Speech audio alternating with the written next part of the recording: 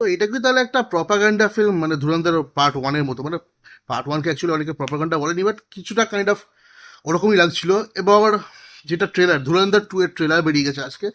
ধুরন্ধর two এর trailer প্রথমে যে ওয়ার্ডটা ছিল না, যে হিন্দু বহুত ডরপক কমে, এই কাইন্ড অফ যেটা ফ্ল্যাশব্যাক সিন দেখাবে, এই জিনিসটা পার্ট ওয়ানে ছিল বলে তো আমার মনে নেই। যদি কারো মনে থাকে, আমার হয়তো ভুল হতে পারি, হয়তো ভুলে গেছি। তো যদি কারো মনে থাকে তাহলে আমাকে প্লিজ কমেন্ট সেকশনে জানাতে। হ্যাঁ ছিল, যতটা সম্ভব আমার মতে ছিল না বলে মনে হয়। যে পার্টিকুলারলি ডাইরেক্ট আছে হিন্দু বহুত ডরপক কম হ্যাঁ, কুছ নেই করেগি সামথিং, ওখানে ইন্ডিয়ানে কিছু বলা ছিল। যাই হোক, তো ধুরন্ধর টু এর দ্য রিভেঞ্জ ট্রেলার বেরিয়ে গেছে। এবার সব কিছুকে আলাদা রেখে আমি ট্রেলারের দিকে, প্রায় 3.5 মিনিটের কাছাকাছি ট্রেলার এটা, আর ট্রেলার জুড়ে প্রত্যেকটা ফার্স্ট ওই হিন্দু কমেডিটা বাদ দিয়ে ওখান থেকে শেষ অবধি সিনেমাটা যেভাবে ট্রেলারটা তৈরি করেছে ভাই, হ্যাটস অফ, সিরিয়াসলি বলছি। ট্রেলার কাট, কাট টু কাট, অ্যাকচুয়ালি হিসাব মতো আমার মনে হচ্ছে যে এটা কোনো মিউজিক ভিডিও ছিল। মিউজিক ভিডিওর সাথে সিনসগুলোকে কেটে কেটে বসানো হয়েছে, একদম পারফেক্টলি সিঙ্কড। রণবীর সিং এর এন্ট্রি থেকে শুরু করে আর সঞ্জয় দত্তের এন্ট্রি থেকে শুরু করে সব কিছু একদম পারফেক্টলি কেটে কেটে বসানো। তবে আমার এখনো পর্যন্ত ধুরন্ধর পার্ট ওয়ানের ট্রেলারটা যেটা, ওটা বেশি ভালো লেগেছিল, কারণ ওখানে আস্তে আস্তে প্রত্যেকটা ক্যারেক্টার বিল্ডিং করতে করতে দেখিয়ে দেখিয়ে লাস্টের দিকে গিয়ে রণবীর সিংকে যে র্যাথ অফ গড ওটা দেখানো, ওর সাথে যে মিউজিকটা না, তো কারবা যে গানটা ছিল কি বলে আমাদের, মুভ ইস্ক বলে যে গানটা ছিল, ওইটার সাথে পার্টিকুলারলি ওইটা আমার বেশ ভালো লেগেছিল। তবে এই ট্রেলারটা একদমই আমি খারাপ বলছি না, এইটাও মারাত্মক হয়েছে। বিশেষ করে টক্সিক যে পোস্টপন হয়ে গেছে, এর আগে প্যারাডাইজও পোস্টপন হয়েছিল, টক্সিক যে পোস্টপন করেছে, মানে ট্রেলারটা যদি সিরিয়াসলি বলছি, যদি পোস্টপন না হতো তাহলে এই ট্রেলারটা দেখার পরে টক্সিকের ইয়েসের পোস্টপন করে দেওয়ারই উচিত ছিল। ট্রেলার দেখে যা প্রথমে ইন্ট্রোডিউস করালো যে জাসকিরাত সিং রাঙ্গি, যেটা সিনেমার লাস্টে দেখিয়েছিল, যে রণবীর সিং এর নাম যেটা, ও হামজা তো অ্যাকচুয়ালি নাম না, ও তো যেহেতু স্পাই ছিল। এবার এইটা প্রথমে ইন্ট্রোডিউস করানো জাসকিরাত সিং রাঙ্গিকে। এই সিনেমাটাতে আমার মনে হয় মোর অফ এ, আগের সিনেমাটা ওয়ার্ল্ড বিল্ডিং ছিল রেহমান ডাকাতকে নিয়ে, যারা বলছিল যে অক্ষয় খান্না মানে ইয়েকে চেপে দিয়েছে একদম রণবীর সিংকে। বাট আমার নিজেরও মনে হয়েছিল, বাট এটা তো এক্সপেক্টেড ছিল যে পার্ট টু কিছু না কিছু একটা হাঙ্গামা করবে, আর সেটা করেছে। রণবীর সিং এর লুক থেকে শুরু করে acting, action sequence, body language, even একটা সিন আছে যেখানে ইন্টেন্স অ্যাক্টিং এর, যে একটা অন্ধকারের মধ্যে থেকে নিজের মুখটা বার করবে, ভাই সিরিয়াসলি রণবীর সিং দারুণ একটা অ্যাক্টার। যাদের সন্দেহ ছিল রণবীর সিংকে নিয়ে যে অ্যাক্টিং করতে পারে না, তারা আই থিঙ্ক এটা দেখলে বুঝতে পারে। যদি করে সেটা একটা আলাদা ব্যাপার, বাট অ্যাক্টার তো ভালো।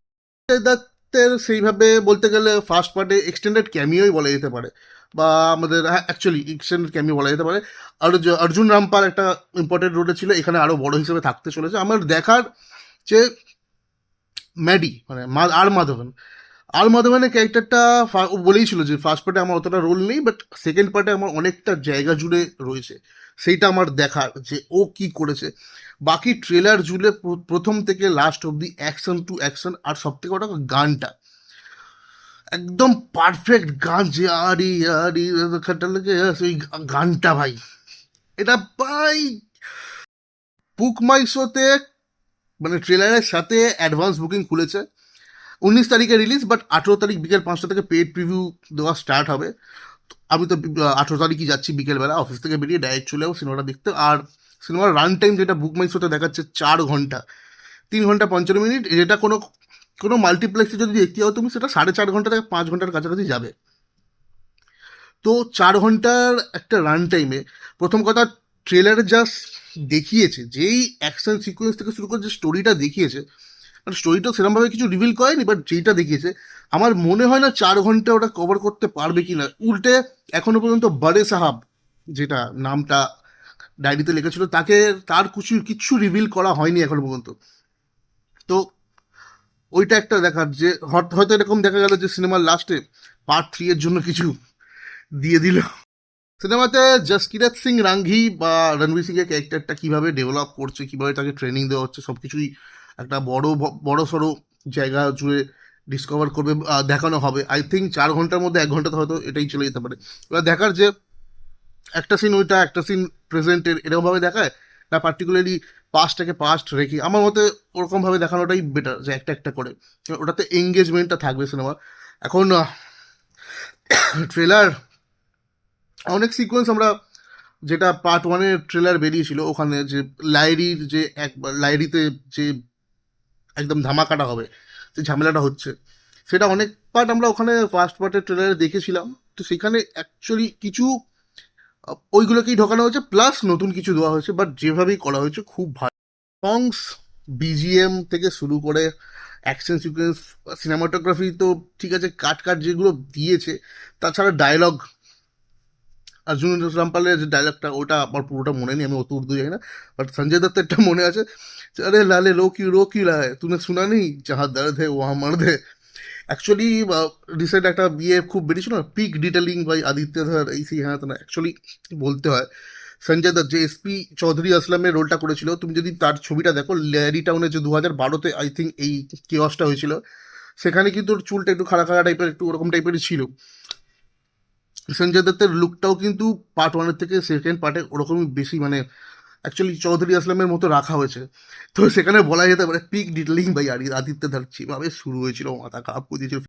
Overall it was a very good trailer. 3.5 মিনিটে অনেক কিছু দেখিয়েছে, অনেক কিছু, বিশেষ করে লাস্টের সিনটাতে তো নাইস বাটাক্স, বাদ দাও ছাড়া ওগুলো।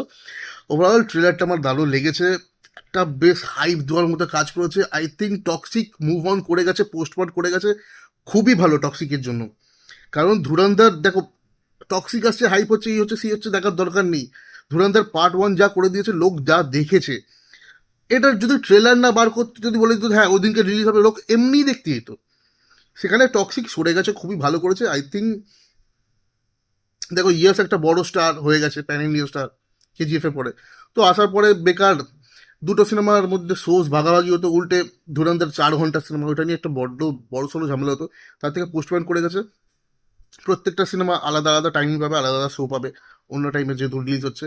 আমার মতে দুটো সিনেমা এনজয় করে ভালো, বাট আপাতত ধুরন্ধর 2 it is a must watch for me হয়ে গেছে। এখন দেখতেই হবে। 18 তারিখ পেড প্রিভিউ আছে, আমি বুক করে নিচ্ছি, ওই দিনকে তো যাবো। তোমরা যারা নতুন আছো চ্যানেলটাকে সাবস্ক্রাইব করো, বেল আইকনটাকে প্রেস করো, আর যারা ট্রেলারটা দেখলে তারা জানো ধুরন্ধর 2 দ্য রিভেঞ্জ ট্রেলার কেমন লাগলো তোমার।